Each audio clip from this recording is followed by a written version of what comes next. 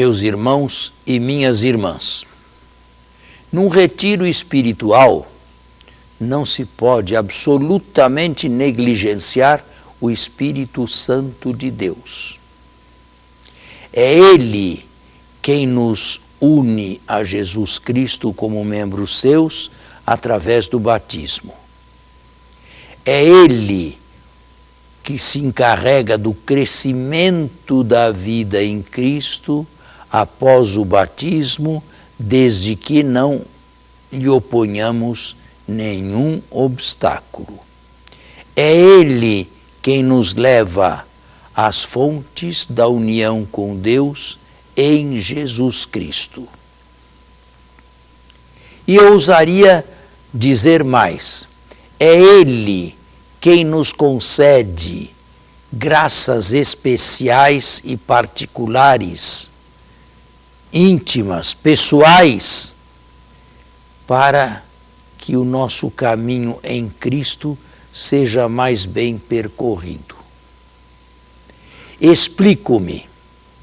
Através de diversos meios, através de uma palavra dita por alguém, através de uma boa leitura, através de uma meditação, através de um espaço para oração, através de uma leitura divina ou de coisas divinas, o Espírito Santo pode suscitar em nós certos movimentos íntimos que são nossos, que são para o nosso bem espiritual e, como tudo que o Espírito nos concede, para comunicarmos aos outros também. Dou um exemplo muito recente do que aconteceu este ano ainda na minha vida. Eu estava em Turim, na Itália, procurando, com olhos cristãos, enxergar ou venerar o Santo Sudário. Há ali perto uma tela, depois, que nos explica em voz baixa o que significam todas aquelas cicatrizes e como foi ajeitado o corpo de Jesus para a sepultura. Não me interessa aqui agora dizer se este pano foi verdadeiro ou não e se as coisas que ocorreram nele. Não me interessa absolutamente. Eu o tomo como uma relíquia preciosa que a Igreja oferece à veneração dos fiéis. Uma imagem de Santo Antônio também não é Santo Antônio, mas pode levar-nos a Santo Antônio. Independente de todas essas questões, o Espírito me demonstrou naquele momento em oração que as minhas feridas ocasionadas pelo pecado, e são tantas na minha vida, desde que cheguei ao uso da razão, ao contato com as suas feridas, sejam sanadas. Com outras palavras, o Espírito me fez compreender que o contato com o corpo chagado e glorificado de Cristo é o remédio para as minhas chagas devidas aos meus pecados. As duas chagas, em contato uma com a outra, faz com que as minhas se dissolvam nas suas e eu se pareça mais idêntico ou semelhante a Ele próprio. Vinha a segunda questão. E como fazer para que minhas chagas devidas a meus pecados se unam as chagas gloriosas do Cristo ressuscitado e nele se dissolvam todas inteiras, através da participação íntima e frutuosa na comunhão no sacrifício, na comunhão por ocasião da celebração eucarística. Pois o corpo que recebemos não é qualquer corpo, não é o corpo do menino Jesus, por exemplo. O corpo que recebemos é o corpo imolado, ferido, esquartejado e pregado numa cruz, ensanguentado. É a este corpo e depois ressuscitado que eu sou mais uma vez unido, ou que a minha união batismal com ele se reforça e me enche de coragem. Isto é trabalho do Espírito Santo. Isto é tarefa sua e não dom nosso. Se isto aconteceu comigo e apenas um exemplo que quis dar, estas coisas e muito mais elevadas ainda podem acontecer com todos aqueles que buscam a vida espiritual. Neste exato momento dá-se o que São João da Cruz parecia aspirar. A noite será clara como o dia. A noite dos meus pecados, a noite das minhas desobediências, a noite das minhas folias, a noite dos meus desregramentos se dissolvem na luz radiante das feridas do Cristo morto e ressuscitado, que em cada Eucaristia deste modo se dá a mim. É um único exemplo daquilo que a teologia espiritual chama graças atuais, graças que o Espírito de Cristo dá a alguém particularmente para que esta pessoa divulgue aos demais. E se eu estou divulgando aos demais esta experiência quase mística, não é para vanglória minha, não é para alimentar a minha vaidade, mas é para que eu sirva de exemplo a todos aqueles que querem ou que desejam fazer a mesma experiência. Numa celebração eucarística existe de tudo e existem todas as pessoas. Quando nós fazemos a pregação, nós percorremos com o olhar aqueles que a recebem também. E, de permeio, nós encontramos pessoas interessadas, pessoas distraídas, pessoas no mundo, outro que não o altar e a Eucaristia, pessoas que estão preocupadas com outras realidades e não com a missa propriamente dita. É evidente que pessoas assim não receberão estas graças. Ou seja, a voz do Espírito é uma voz clara, tanto quanto Deus é claro, tanto quanto Deus é mais claro a mim do que eu mesmo sou claro. Porém, ela é como um sibilo que se dá no ouvido e no interior do ouvido, quase que no ouvido espiritual, e passa. Se eu estiver atento, se eu estiver bem próximo deste ouvido espiritual, se ele estiver, com outras palavras, bem afinado em mim, eu a escutarei e mais, eu a reterei, eu a guardarei, eu, acima de tudo e principalmente, renderei graças a Deus por aquele dom. e depois tratarei de transformá-lo em tarefa minha.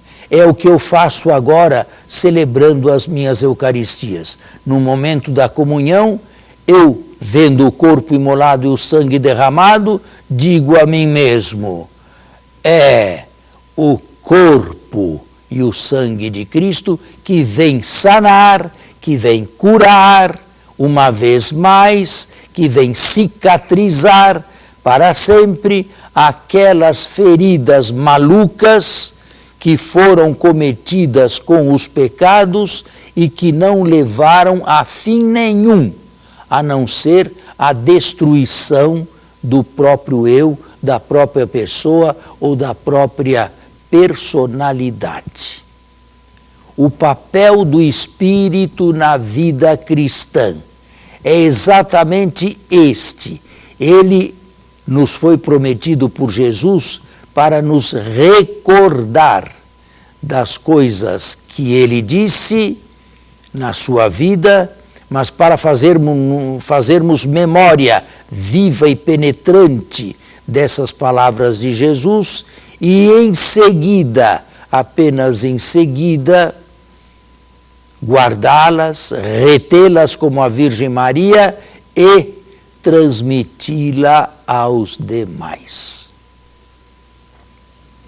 Analogamente, todo cristão, toda cristã é chamado a fazer a mesma experiência, pois essas graças que a teologia clássica ulterior intitulou graças gratis date, graças graciosamente oferecidas, não são apenas nem principalmente para o próprio bem, mas são feitas para enriquecerem os outros também. E desta maneira, e sobretudo neste retiro, eu me vejo como um instrumento nas mãos de Deus para enriquecer cada um de vocês e fazer com que vocês tenham, cada um a seu modo, e quando Deus assim o desejar, uma experiência semelhante a essa. Condição fundamental para se ter esta experiência, guardar um certo amor pelo silêncio interior. Ter um pouco de silêncio numa vida por demais agitada. Termos um momento para dizer basta, eu não fiz outra coisa neste dia a não ser me dedicar ao temporal, a não ser me dedicar ao passageiro. Agora eu quero me dedicar ao eterno. Agora eu quero me dedicar ao que não passa, ao que está destinado a ficar comigo, a permanecer comigo e a crescer ou me levar ao crescimento. Meus caros irmãos e irmãs, tudo isto são graças pessoais, repito, que nós recebemos de Deus através do Espírito Santo, desde que sejamos homens e mulheres de oração. Homens e mulheres que encontram no burburinho do dia a dia um momento precioso para se dedicarem à oração. E são verdadeiros heróis, e são verdadeiras heroínas, porque o mundo não os obriga a isso. Pelo contrário, o mundo tem tais e tais e tais exigências que, como uma tentação diabólica, nos afasta disto. Cuidado, não perca tempo, você tem outras coisas mais importantes a resolver. E vêm as desculpas, e vêm as escusas, e resolvendo estas coisas, você resolve também problemas alheios, problemas que não são seus. Todas elas são desculpas, escusas, umas bem claras, outras sofisticadas, que nos levam a nos afastar dos caminhos da oração. Santa Teresa de Jesus escreveu no livro da vida que houve um momento na sua existência em que ela preferia fazer os piores serviços, lavar banheiros, por exemplo, do que se dedicar à oração. Que é isto? São astúcias de Satanás para impedir alguém de progredir nos caminhos de Deus. Astúcias do demônio para afastar alguém de Deus.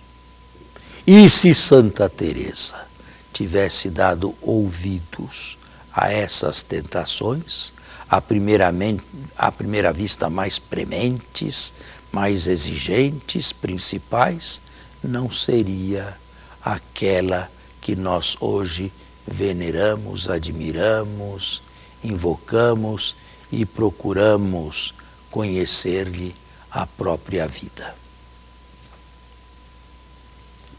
Ninguém elimine o Espírito Santo de sua própria existência. Mas se ele é uma pessoa silenciosa em Deus, ele o é também em nós. A sua missão é toda interior, não é exterior. Missão exterior foi a missão de Jesus Cristo.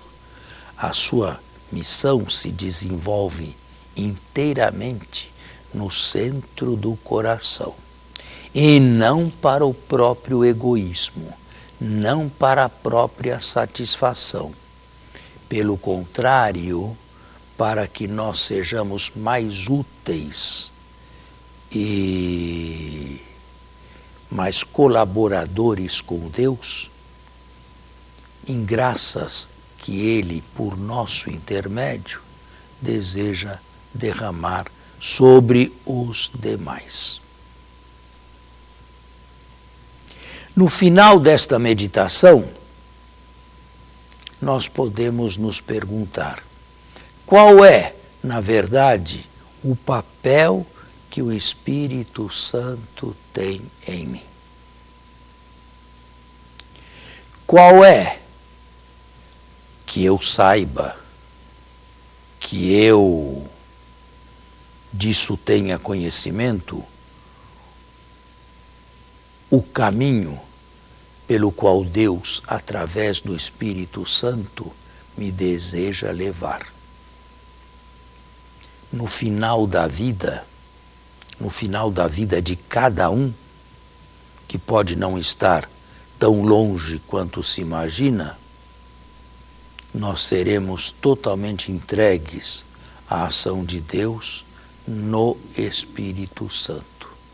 E então veremos com espanto que tudo aquilo a que nos entregamos com tão grande afã, com tão grande amor e ao mesmo tempo iluminação ou descarga da própria consciência, não valia nada aos olhos de Deus. Era incipiente aos olhos de Deus. E, pelo contrário, aquilo que negligenciamos tanto, aquilo a que demos as costas tantas vezes na vida, aquilo a cujo crescimento nós nos recusamos a entregar, era o sonho de Deus a nosso respeito.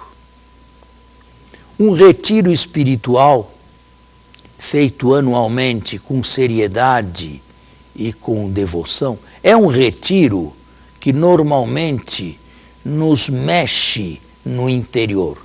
Quando eu faço um retiro espiritual, eu saio dele cansado de mexer no meu interior, cansado de mexer no meu subsolo, cansado de revolver o meu inconsciente, se possível.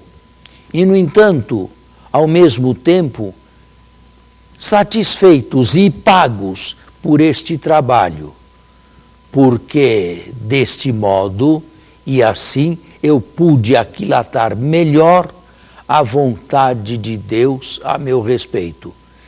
Sabedor de que Ele me dá as graças mais afinadas para levar isto a efeito, e sabedor também que, levando isto a efeito, eu me aproximo dele, não do modo como eu imaginava, não do modo como eu queria, pelo contrário, de um modo bem mais diverso, bem diferente, mas um modo seu, um modo divino, um modo todo peculiar.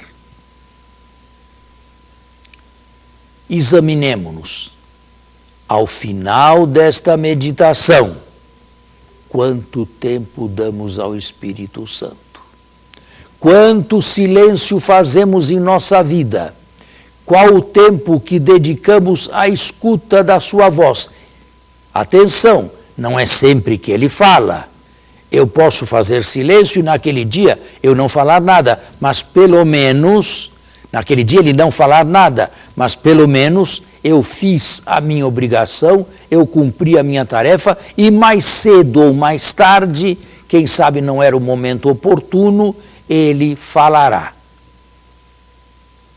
Basta que a oração seja uma oração digna, uma oração piedosa, uma oração insistente, sem, no entanto, exigir dele aquela ou aquelas graças que estão em minhas mãos. E assim, nós vamos pouco a pouco nos preparando para o final deste retiro. Mas o final é mais exigente do que à primeira vista se imagina. O final é uma nova etapa. O final é um novo começo.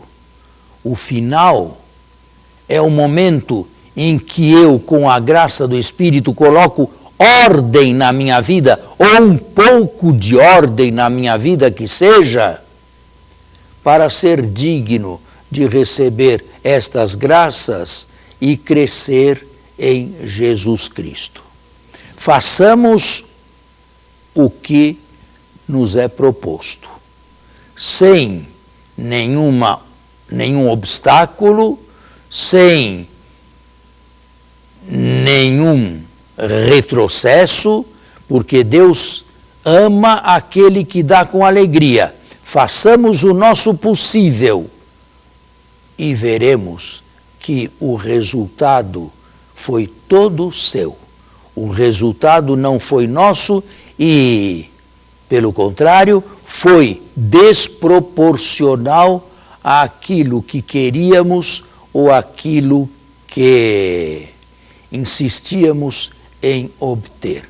O Espírito Santo é o Espírito de Deus em nossa vida e nos afina os desejos e a própria existência para sermos conformes a Jesus Cristo e a nos revestirmos de Jesus Cristo, o Santo de Deus.